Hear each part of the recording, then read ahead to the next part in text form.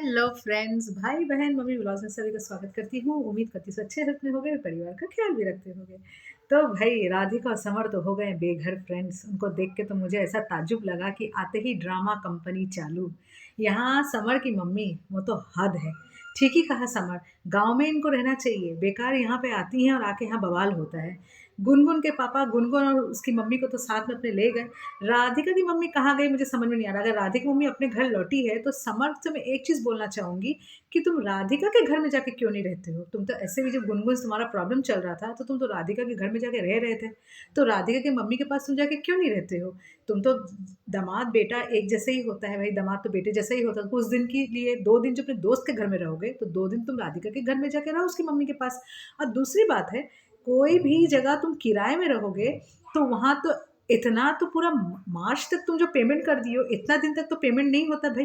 तुम कितने पैसे वाले हो कि तुम एडवांस में सारा पेमेंट तुम कर देते हो।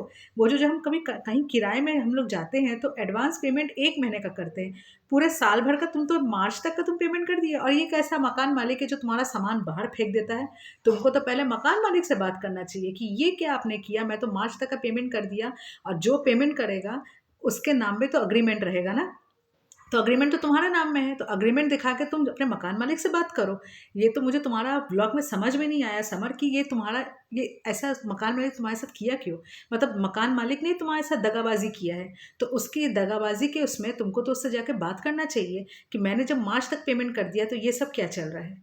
और तुम्हारी मम्मी वहाँ से टस से नमस नहीं होना चाहती और तुम यहाँ राधिका को बोल रहे हो कि चलो मम्मी के पास मम्मी को लेके आते हैं। तुम्हारी मम्मी को अपना बुद्धि नहीं है कि मेरा बेटा जब आ गया है तो मैं अपने बेटे के पास चली जाऊं।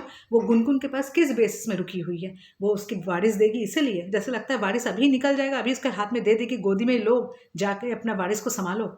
ये तो हद हो गई है तुम्हारी मम्मी की। मुझे तो समझ में नहीं आता तुम्हारे ब्लॉग में ये चलता क्या रहता है।